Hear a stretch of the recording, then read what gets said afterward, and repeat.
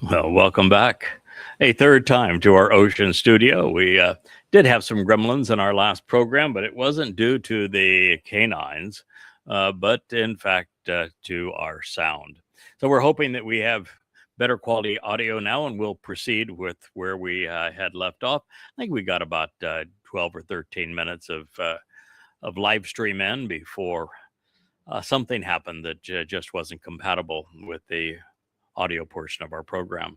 So, as I was sharing, we're not actually called to rise up and attack any oppressor physically.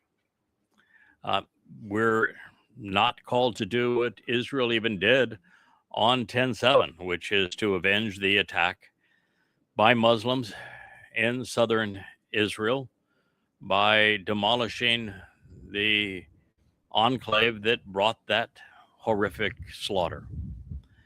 Um, Very often, most often, wars are counterproductive.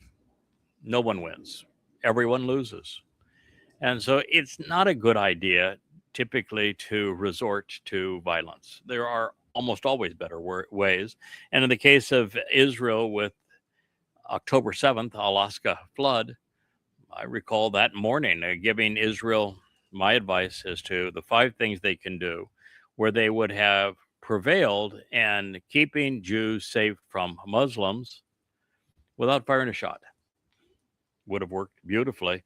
And I predicted that instead, Jews would invade Gaza, destroy it, and turn the world against them. And it would be counterproductive and indeed suicidal. And that's how it turned out.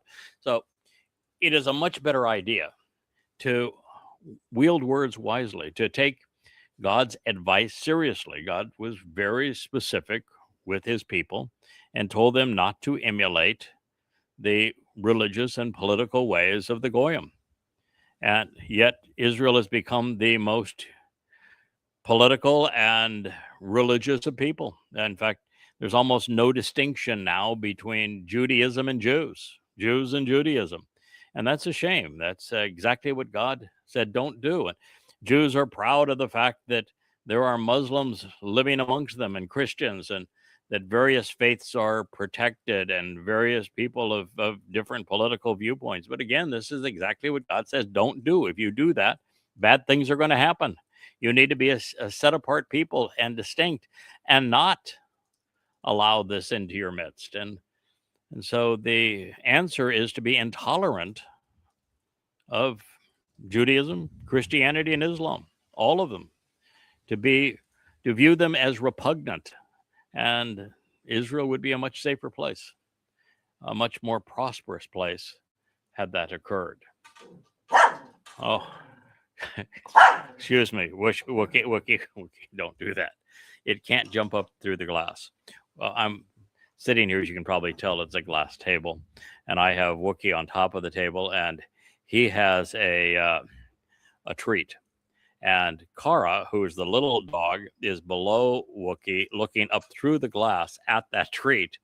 And Kara wants it, and Wookie wants to protect because, quite frankly, Wookie is always the odd man out when it comes to food. Kara will steal anything, and Asher thinks that all food must go to the lab for testing. So poor Wookie has to.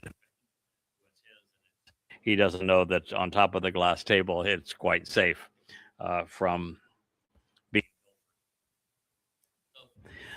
My advice to Israel on the morning of October 7th was to read goddamn religion. At the time, it was called goddamn religion. And so my advice was to read it. I rewrote it especially for them so that Jews might know the nature of this enemy. I provided the most comprehensive analysis that's ever been written on Islam. I've done the same in Christianity so that Jews might also know how they are so enormously hostile to Israel. You know, that Jews are constantly posting things that, Christians and Jews together, we stand together, we're always together. No. Hey, Christian New Testament demeans and dehumanizes Jews by claiming that the Jews killed their God. Not true. And even if it were true, it wouldn't mean anything. It wouldn't help anything. And so the fact of the matter is, we have a a very hostile situation between religions, and they're not helpful when you try to integrate them, when you try to get along with them. Islam was born to be anti-Semitic, to be murderous, to perpetrate genocide and apartheid, and that's what it has done. And you don't resolve your situation by with trying to kill you. I mean, Golda Meir was quite wise in this regard, and Israel hasn't been ever since that time. So the answer here is that you want to be safe. Listen to Yahweh, do what he asks, and he will provide the rest. So, ridding the world of the influence of religion is God's responsibility, one he takes seriously, one he is going to accomplish before he returns the rest of the earth to the conditions experienced in Eden. That is what we are going to witness here in less than 8 years' time. So it's not a world that we created, but it is a world that we enjoy and will soon have it to enjoy as the conditions were experienced in Eden. And souls are going to have a new opportunity to demonstrate to God that we're worthy of his trust. So God provided humankind with instructions regarding behaviors that he abhors, along with the consequences of those behaviors, and also directions regarding the things that are beneficial for us. How we process that, how we respond, is therefore up to us. So religions are mostly deadly because the faithful simply don't listen to God. Their conquests and their inquisitions, as well as their intent, is to subjugate others, to fleece them, to rob them, to plunder them, and they are entirely of human design. Now, there are two reasons for mentioning Tabor and Trimon, which was in our last abbreviated episode. First, these names are based upon words revealing that there will be a turn of fortune for Israel. God's people have been broken and banned by Gentiles for 2,700 years, but their oppression is about to end. Second, the places where the chosen people were slaughtered and exterminated by Romans and then Muslims will become the sites of great victories. So this is prophetic of battles to be waged and won. For those who have suffered salvation, there will be a time when the victory is especially sweet. Laments will become pain, and sorrow will turn to joy. And it is the Zeroah who will play his role, working alongside Yahweh on behalf of Dowd during this marvelous transformation to make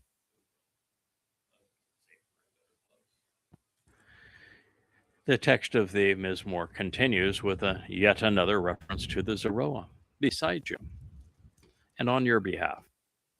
The Zeroah, the one cultivating a productive harvest with tremendous power and courage, character, and awesome ability. M. Gabua, with the will to fight and the capacity to perform, who accomplishes what needs to be done, will be your strong hand, will serve as your influence, raised up high at your right side. There was a time where Dowd was the one protecting Israel, led Israel in some 66 battles. There was a time when he enabled Yisrael, the best of Yisrael, to benefit in every possible way from his opening the door to life and removing their religious and political guilt by fulfilling Pesach and Matzah. And so there are marvelous contributions that Dowd has made in this regard. And Dowd is going to be king of forevermore. But when when Dode returns in that role, then what we're going to witness is that. Okay. That's it. Excuse me. Nobody gets it. Nobody gets it.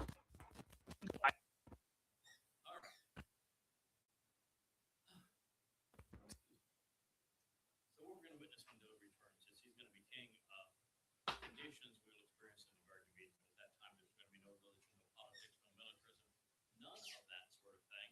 And so it's just going to be a much more benign and lovely experience.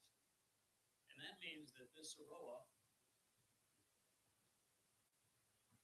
so there is a third Saroa, Moshe being the first, Dode being the great Saroa, who served as the sacrificial lamb, using the Torah's definition of Saroa, but using the verbal root of Saroa, which is zera, to sow seeds and to cultivate them for productive harvest. There is the third.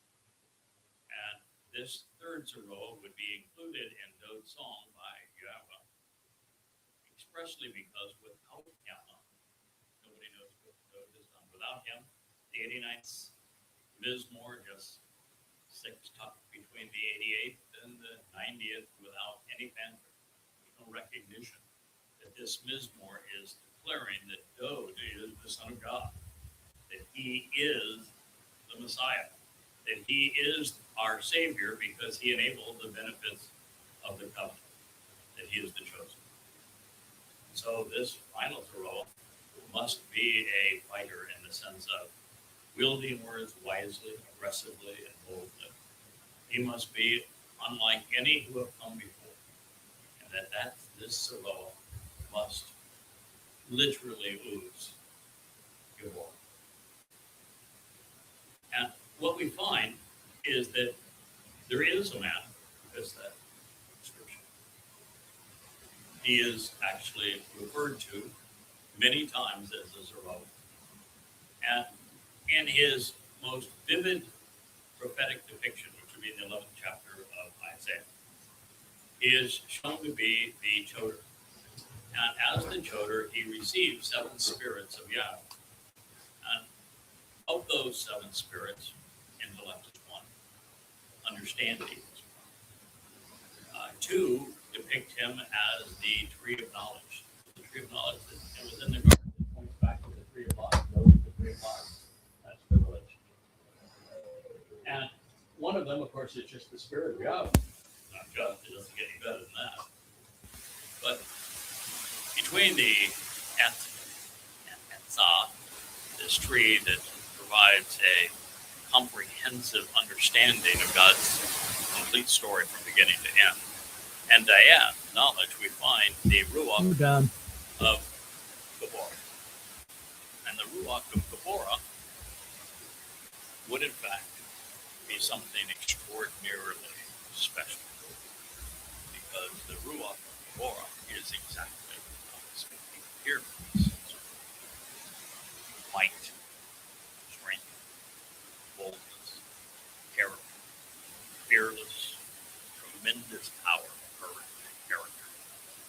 All of these things, the will to fight, the capacity to perform,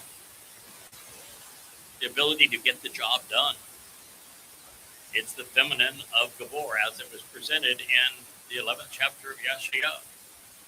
He is a valiant defender, courageous hero. And that's what it would take to oppose all of those who were opposed to Dode being the Son of God, the Messiah, and our Savior. We're done.